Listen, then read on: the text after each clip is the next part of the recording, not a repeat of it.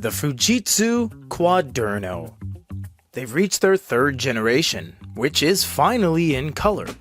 But let's take a quick 20-second look back on the previous gens themselves. The first generation was a direct clone of the Sony DPT using an active capacitive, battery-enabled pen, which they then fixed with the second generation when they teamed up with Linfini and moved over to Wacom. The second generation was so popular that even though it lacked the ability to sideload apps, didn't have Google Play, and didn't even have a front light, still outsold other B-grade manufacturers 4-1. Which brings us to today, the long-awaited Fujitsu Quaderno Gen 3. This unit is a 13.3-inch color EINK enabled E-Note with a flush plastic screen, 2200 by 1650 resolution with 207 ppi in black and white and 103 ppi in color. It has both Wacom and capacitive touch. It only weighs 368 grams and has 22 gigs onboard storage after operating system, so there's nothing left to do but dive in. In terms of the build, it is identical to the second generation, straight down to the pen. Nothing has changed, which honestly I think is a good thing. Much like, say, the Nintendo Switch from 2017 and the Switch 2, if you have a proven recipe, use it. If you're outselling other manufacturers, leverage it. This unit features a flush screen and bezel and is one of the few manufacturers actually using plastic instead of glass, as we mentioned, giving you the best writing feel in the game. Yes, outclassing even those of the likes of Onyx, VWood's Remarkable 2, and the Paper Pro. It's a lightweight, simple, flexible, and no fluff body that brings you a productivity solution like no other. The pen is less impressive, in fact. While I agree the body should remain the same, the pen shouldn't have. They should have done something, anything. Yes, they still have the exclusive Lamy collaboration that has existed since the second generation, but this pen is just so simple, it's to the point. And the same pen we've seen as a baseline offering since 2014, except this one is bronze colored, but even then, so was the Gen 2 pen. Technically speaking, you can't read ebooks on this in the traditional sense. It doesn't work with EPUB, Mobi, or anything else, but it does work with PDF, so you can just convert your ebook or simply download an ebook in a PDF format, and now you can read books. However, there's not a whole lot you can do when you're here. Reason is, whether it's an ebook, whether it's a note, whether it's a blank canvas, it all treats itself as something you're going to take notes on. So you click on here, and you get your palette, and we'll show you this in the note-taking section. You get all of those, which is nice because that means you can start taking notes on the ebook, and you can do eraser, and you can press that button and do highlighting, which we wanted to showcase, which is really nice. However, in terms of ebook settings, there aren't any real ways to change anything because all of this exists alongside any PDF you're using. There's really only kind of one way you can do it, is you can pinch and zoom. And as you pinch and zoom, take a note here, it has your zoom level. So we went up to 174%. Right around there, we'll go 154, and that zooms it in. From there, you can kind of take a longer look at everything you want to look at. But outside of that, because this isn't an ebook reader, there's no dedicated text augmentation, font style, font size, italicize, bold. You just don't get any of that. However, something you do get is a very, very close display, and we'll give you a side-by-side in just a second. If we look at this right on the edge here, you'll notice that all the elements on the screen are very close to the surface. This does not appear that everything is very far away from you, which gives you a visual experience that everything is very close to the top. It is almost touching the outermost portion that your eyes touch. But compare that to other devices, and you suddenly get this huge drop shadow. So the drop shadow is the distance between the outermost layer and the actual visual surface. And on the Kindle, for example, there is a 1.5 millimeter gap that almost looks like the screen is further away from you than the top of the actual stack. But this is something that Fujitsu has worked on, and they've gotten it to a almost perfect science where it's almost impossible to measure the distance between the actual screen and the side of the unit. In terms of the functionality on the book, like we said, you can choose the pen of your choosing, you can box things, you can circle things, and you can use the highlighter. The highlighter works very well. So if we make a highlight, as we showed you just a second ago, you can actually highlight over the highlight 10 times. And it gets darker and darker with each iteration, but still allows you to see the actual text behind it. So the gradients increase the more you highlight, but it never gets to a point where it obscures what you're trying to read. The last things you can do on basically any PDF document, because they're all the same, they all function the same, is not display documents side by side. We'll show you that in a little bit, but 2-page spread. So what this does, it turns it into a book with an actual center bind. So this is really nice because as you turn pages, they'll turn over like that. You don't see the page turn animation because this device isn't a spec powerhouse. It doesn't have the ability to support that or accommodate that. But what this means is you can now utilize this unit as 2 separate elements, and you'll see that they don't cross over. So if I'm doing my highlighting here and I do my highlighting there, and I say, okay, this is page 19 or 20 or whatever page we're on location 19 out of 59, it gives me the ability to utilize both of these side by side. So it's almost like I'm reading a full book opened up. Just don't try to really fold it, because although it's plastic and it is flexible to some degree, we're not quite there. Because this is kind of a one-trick pony device, it's not meant to do anything else except consume PDF documents and take notes. We are going to show you everything this palette has to offer at the top. So as you can see here, you have 4 different pens. You have pencil, pen, brush, and highlighter. All of them do have their different levels of pressure sensitivity as well. If you turn the page, you get your different line thicknesses. But again, if you are on something, you can make kind of nice thin lines, or you can make thicker lines depending on how thick you draw on the screen. And this is all going to come down to the kind of pen you're using. If it's calligraphy, it's going to be at a different kind of chiseled angle, etc.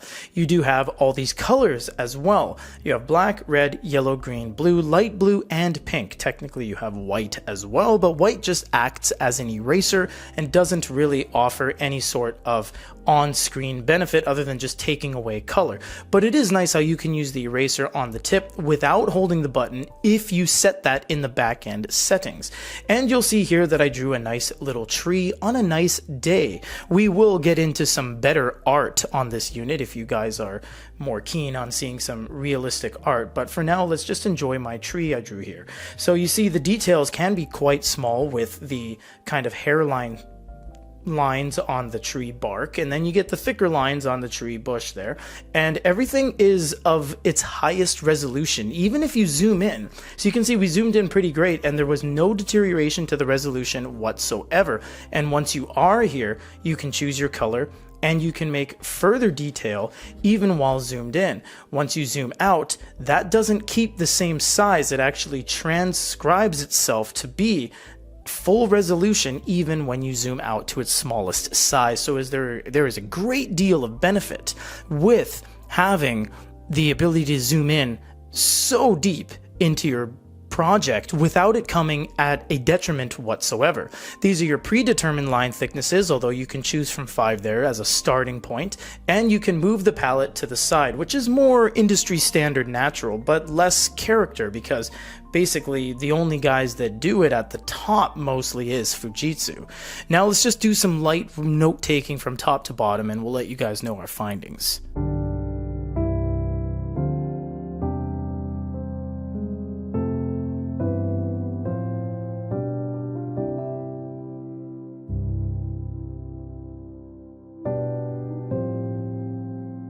You know, we here at Good eReader, we've been around eReader since 2008. We've been around eNotes since 2013.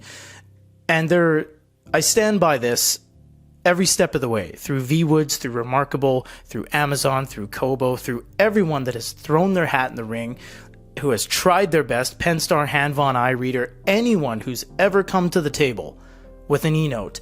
Fujitsu remains number one. Not at the device itself, not at the functionality, not at the bells and whistles, not on the form factor, but pure note-taking realism. Pen on paper, you can feel the graphite wear down on the tips. You feel the reverberation all the way up through the pen, the vibration. You feel that grittiness on the plastic, non-glass screen. And there is just no rival. That is subjective. Some people like a smoother feel, like the Apple Pencil on a glass screen. That's great. But the objective pen realism of a graphite, say number 2 pencil with lead on the tip wearing down, so you have to put it in a pencil sharpener, this is number 1. This feels the most like paper of any manufacturer of any device we have ever experienced.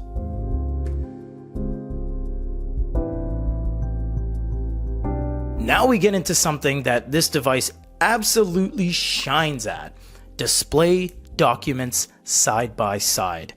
I adore this feature. This is a great feature. What you would do is simply click on that, and in a second, it splits not only the document, it splits the entire UI of the Fujitsu Quaderno into 2 halves. So what that means is you can now go here and choose an ebook on one side and your note-taking on the other side, or vice versa, or anything that is in your PDF dropdown, it will show up here. And you can do the same thing on this side and put something you want on here. And they are going to work at the same time. So as you swipe over here, maybe you say, you know what? I'm going to do some mad studying tonight. Create a new page, go to my ebook and turn some pages. Oh, I like this entry from my professor. Okay, let's go over here and say page number 16. This is really important. Remember that. And I can do the same thing on here on this side. I can still make my notes, my highlights, everything I want on the same device in 2 separate UI elements. And they are autonomous. So if I click on the palette here, this palette is not going to be active on this side. I actually have to click on this palette, which will exist in its own world on this side.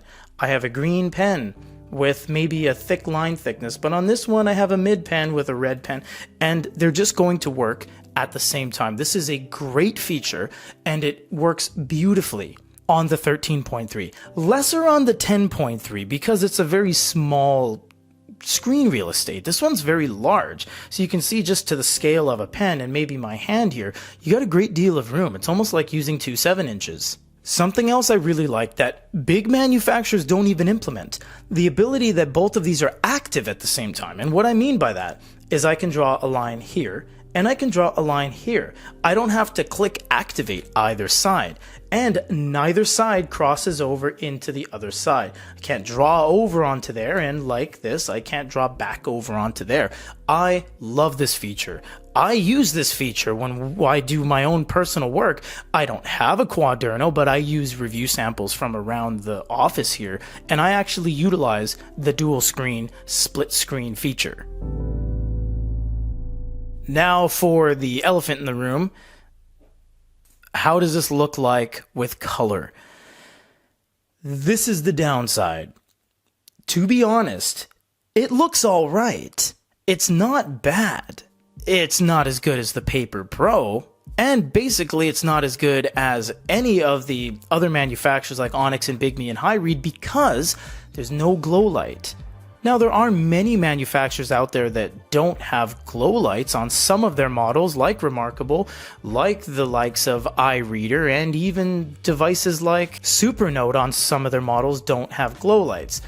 But I must say, the fact that they don't have the glow light gel layer, the fact that they don't have the Remarkable Paper Pro sandpaper coating on the top that didn't even result in the best note-taking experience, actually gives this a pretty surface level feel, much like what we showed you in the ebook section. This one does give you the visual that this is right in your face. It is a little bit on the darker side. Granted, you have to be in a well-lit room like our studio lighting, but it does the job. Yellows shine through, reds are vibrant, blacks are deep. I actually like it a lot. It's not as good as the other units that have a glow light to mitigate the pitfalls of Kaleido 3, because remember, whether you buy an Onyx or a bigme, they look exactly like this, except you can turn a glow light on. Well, the Quaderno, despite what we saw at trade shows, doesn't have a glow light in this physical, actual retail ready result. In the prototype stage, we did see glow lights being applied, but it just does seem like they didn't get through to it at the end. But I would say the color does work quite well, and you can mark up this the same way, because as we said, anything you do has this palette that you can go to and click on things and make edits. So it's going to be the same experience bar during anything you go to, which is kind of nice because they don't give you different UI elements to learn each time. Just very simple and easy to integrate and easy to remember. The colors are mid to mid-high. I would give it a grade.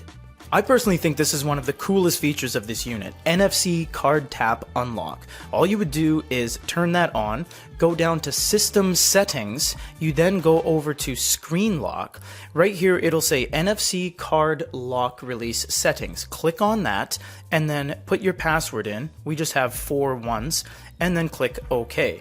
After that, it's going to say register an NFC card. All you would do is, much like this, tap this to the top right corner, and it'll say NFC card registered. From here, you can unlock your device anytime you want using your phone.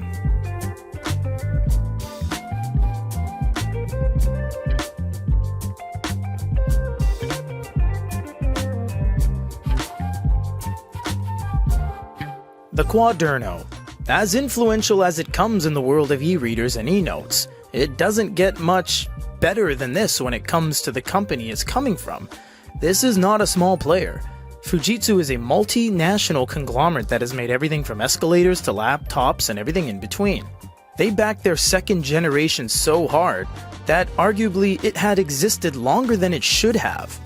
But now they're fully invested in the third generation. The colors shine through, it's feature-packed enough for professionals, doesn't feature a glow light, much like other productivity devices, but it still somehow feels new and fresh at the same time. Maybe it's because we haven't seen something from them in such a long time. But honestly, when it comes down to it, we've waited a very long time for this. And we must say, even though it doesn't have Google Play and you can't sideload apps, that's not what it's for, and that's not what it is. But it is exactly what we've been waiting for.